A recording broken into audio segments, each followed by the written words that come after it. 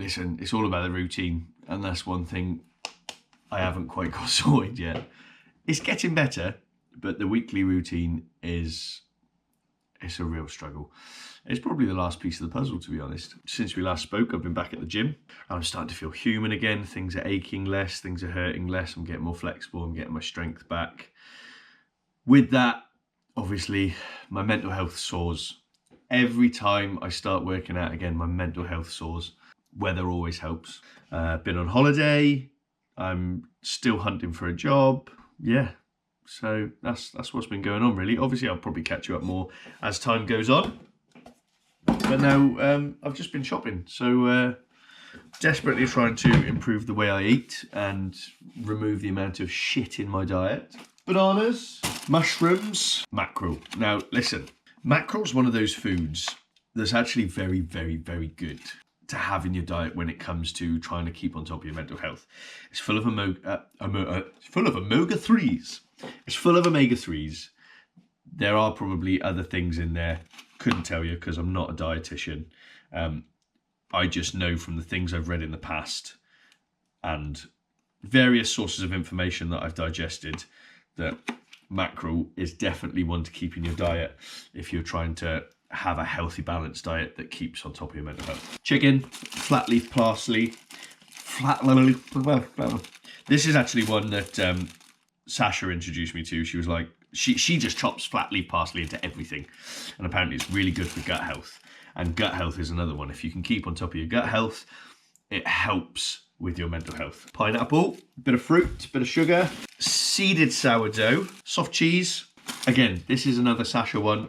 When it comes to this, we toast this, we put a bit of this on, then we chuck on some chopped tomato with a bit of olive oil, bit of flat leaf parsley, bit of salt. Bang, gorgeous, amazing snack. Eggs, all the protein.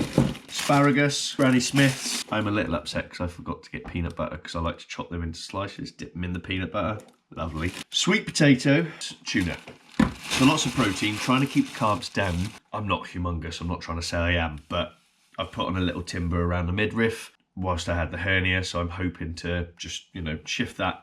Again, it's not really about having a six-pack or, looking incredible in a t-shirt.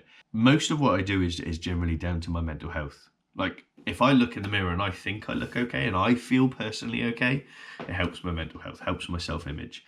If I'm eating well, it helps with my mental health. If I'm exercising, it helps with my mental health. There's probably like a minute part of it that is about how I feel I look, as opposed to how I actually feel inside my body when I'm doing the right things to contribute towards a healthier lifestyle. One thing I did also want to say, we are in a cost of living crisis. These, when you go to Aldi, you got that little shelf at the end, the little bargains. Oh, and the mushrooms. I always try to pick up what's at the end, so long as I'm going to eat it, and have that as my main source of my veg and my fruit, because it just makes sense. That's the cheapest stuff on offer. Go for that, and that should get you through the time. One of my very few pieces of financial advice I'll ever offer, because I'm awful with money and I'm rubbish at budgeting. So there you are. That's yours. You can have that. That's for free. Listen, the other thing, as we're talking about it, when it comes to how I personally deal with my mental health, and I know it's different for everyone, it's nuanced, but I can't actually stress enough how important diet is. Like, take the health out of it and the weight loss, weight gain, that's relatively unimportant to me. When you're eating healthy, it has a direct impact on your mental health, because you are affecting your stomach is an engine. Your body's an engine, sorry. Yeah, your body's the engine. Your stomach is where the fuel goes in. Dependent on what fuel you're putting in, depends on how well your engine runs. And that's your brain and your heart and everything else. And I know a lot of people drive it home and they do it from various extremes of cutting this out and only eat this and only eat whole foods. But listen, I'm not going to sit here and tell you to not eat McDonald's. I'm not going to sit here and tell you to not eat Greggs or cut sugar out your diet, because, yeah, do you know what? It'll probably help. But also, we're only human. I'm certainly not going to cut all that out of my diet completely. I definitely want to cut it back. Like, when I'm at my best, I probably don't eat McDonald's, or I'll have it maybe once a month. If I have it at all. I generally find though, when I'm eating well, I don't even want a McDonald's. I generally find when I'm eating well, I don't want any takeaway food, any processed shit. The more whole foods you get into yourself, the better you look after your gut health, and you're getting the right vitamins and minerals into your diet, the less you actually want that stuff. And the longer you go without it, the less you crave it as well. From an addict, that stuff really plays into the addiction centers of the brain. It counts on it, it banks on it, okay? Yeah, I don't want to get all preachy on you. That's just my take. Just do the best you can with your diet, and you'll see the evidence for yourself.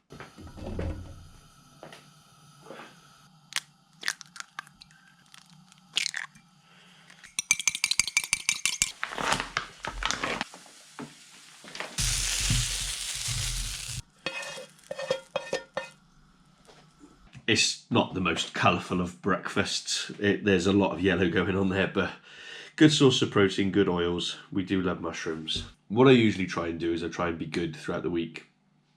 Let my hair down a little bit over the weekend. Then, I don't drink. I don't do anything else now. So I think a little bit of sugar now and again and a few takeaways is, there's got to be some balance somewhere, right? Plan is today, I would like to get out into the garden if at all possible. Try and make the most of the good weather. Both my front garden and my back garden. Yeah, let's not talk about it. It's horrendous. It is horrendous. But I mean, I started last year. I tried to get on top of it because I'd let it go by the wayside with everything else. Then the hernia popped up. Literally popped up. Physical activity like gardening, it just wasn't going to happen. So we've now got another year of neglect on top of that. So it's going to be a heck of a task, but we are going to give it the best we can. I still haven't been working since January, so it's not like I've got a lot of money to throw at it, so all I've got is elbow grease, and we're just going to strip it back to basics, do the best we can. We'll do the weeding. When a job makes itself apparent, then I can start putting a bit of money to it, but I ain't going to be throwing thousands at it or nothing like that. I ain't got thousands to throw at it. But just to get it back to basics and easy and maintainable, that would be great. I've got a fence that I need to repair at the front, and I don't even know what I'm doing out there yet, out the back. But it's a lot of garden, so I don't know what I'm doing. But we'll see. So if the weather holds up, then maybe we'll go out there and we'll have a look at that. And then this evening, it's just job hunting. It's job hunting and job hunting and job hunting.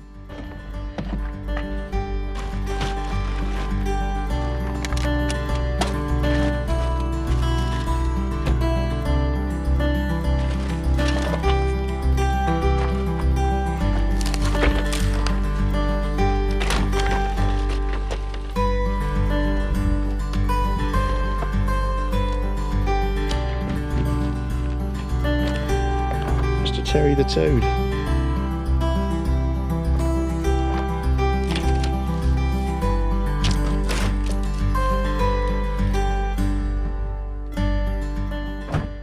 Never underestimate the power of a half-hour nap. I mean, I do like to push my half-hour naps to much longer. But these days, if I'm feeling sleepy, I don't fight it. I don't deny myself it. Stick an alarm on for half hour to 45 minutes, and sometimes I go for the 45 minutes because that gives you time to actually fall asleep. But yeah, it's important. It allows you to go for longer in the day. It's certainly something that I used to punish myself for, or use as a reason to think less of myself. I think it's important though. Especially with the busier lifestyles and stuff. And I mean, I'll be honest, I'm still adjusting to a lot of things. And it does take time. And rather than be hard on yourself and deny you that and push through, just let yourself have half hour nap, innit? But, back to it now. I think I'm going to try and...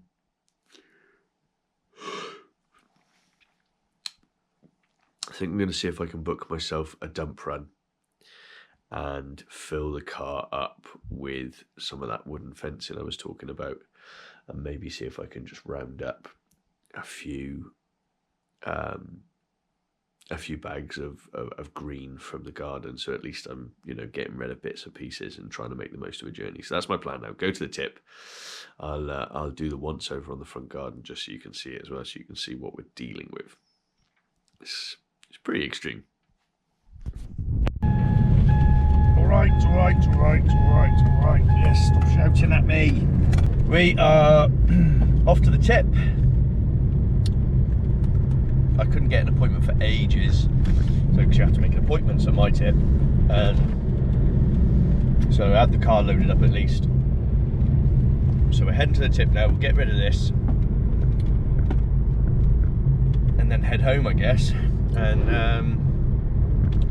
I was thinking about maybe starting trimming the garden, but I always make this mistake. I get really excited one day and then I overdo it, and then I'm absolutely shattered, and then that's me. I don't want to do any more then. So let's try and chip away at it, do one little job, even one little job a day, and then, you know, it's okay to get excited occasionally, I guess. But I used to be the kind of guy that would attack something solidly for 5 days without sleep until it was done, and that's a great way to do it.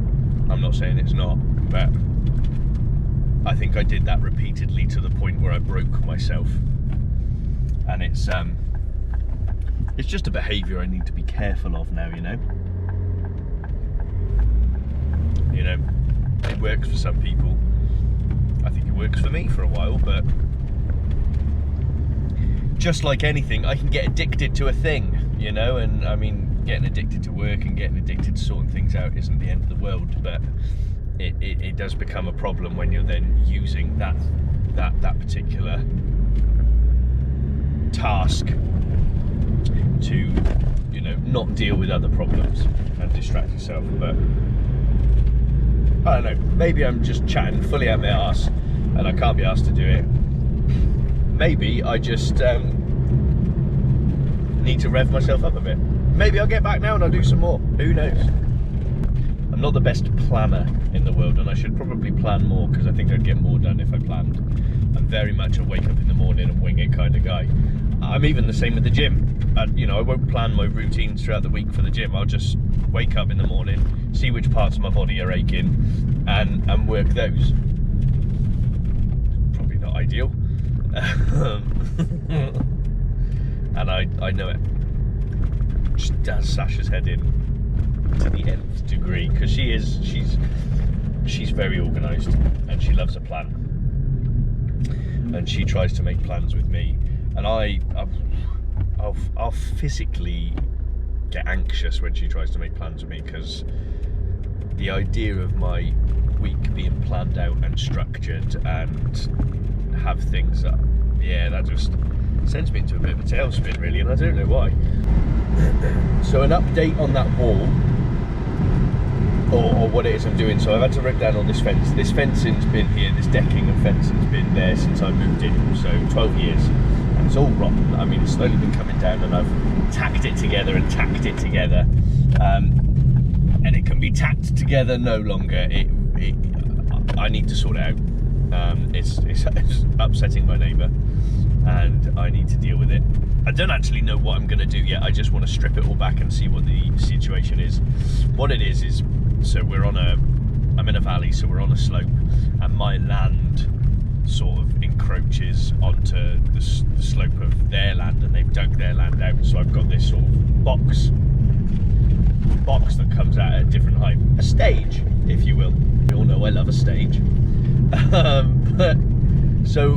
But they've built a retaining wall, a single layer breeze block retaining wall, which it's just coming away, it's coming apart, and then backfilled it with all of their trash and crap.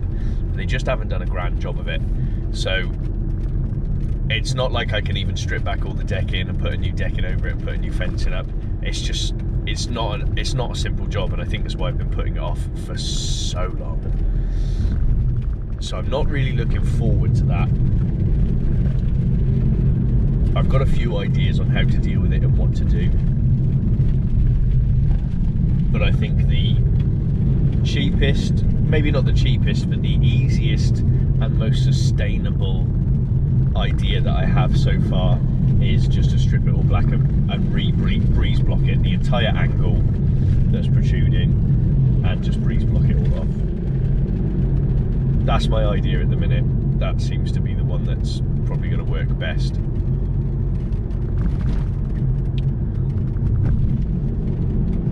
That's all I've got to say about that, really. One thing that we're just going to take a minute to talk through is that I have a dreadful fear of spiders, and there's a lot of wood in here. And as I was clearing away and moving all of this wood, I encountered some beauties. And obviously I'm just sitting here with it right next to my head, and I'm thinking, oh my God, please don't let there be any spiders in this wood. And now my skin's crawling and my heart's palpitating, and I've still got to drive a car, and I'm stuck in it, and I can't get out. That's fine, it's fine. There's nothing in there, it's fine. It's probably fine. There was one spider, and I know whenever you see a scary spider, everyone's like, oh, it's a false black widow or whatever. I don't know what it was, but it looked nasty. It was black, and it did have a little pattern on its back end, and its legs were like ended in a point. Horrible, horrible looking thing. The wood keeps touching me though, and I don't want it.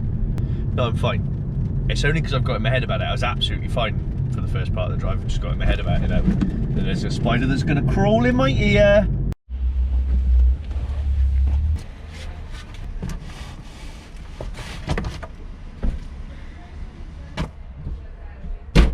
Cheers, mate.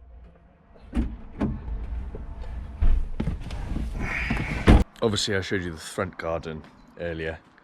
I thought I'd give you a quick look at the back garden before it gets too late. And yeah, it's a task and then some. I don't even know where to start. Guys, we're in a cost of living situation at the minute, and I don't have thousands of pounds to spend on a garden. So we're going to learn all sorts of skills and attack it, and, you know, grow cuttings of perennials and just see what we can do to the garden on a budget, really, without going mental. It's overwhelming. I guess it's a really good metaphor for mental health at the end of the day. If you maintain a garden, if you stay on top of it, every time that year comes round again and you're spending time in your garden for the summer, it's not too bad. But you let your mental health get out of hand and you don't maintain it. Yeah, just a lot. But yeah, so we're going to be tackling this over the summer now. Hopefully I'm going to get a job in the coming weeks. And things won't look quite so bleak. It'd be fine though. It's going to be an adventure, right? Let's turn it into an adventure. My GoPro ran out of memory card space and my computer's playing up, so we're recording this last bit on my phone. Just wanted to say goodnight, really. Listen, I don't even know what this vlog is, or if it's gonna be any kind of vlog. I don't even know how long it's gonna be, but as the weeks go on, I'm sure it'll get better, and I'll get better at structuring it and knowing how the vlogs look and what sort of shape they're gonna take. But you know, we're just trying out at the moment and just trying to get into a rhythm of making them, and getting them regular, I think, would be the first step, which I'd like to achieve, is getting these vlogs out weekly, and then I can work out how they're actually taking shape and what I'm saying in them. So anyway, good night. If you've watched this, thank you very much for watching my second weekly vlog in about 3 months. And yeah, I'll catch you on the flip-flop. Thank you very much. Thank you very much, everyone. If you haven't subscribed to my channel, please subscribe, and please give a like, and, you know, just comment, just say hey, introduce yourself, and I'll see you next week. Bye.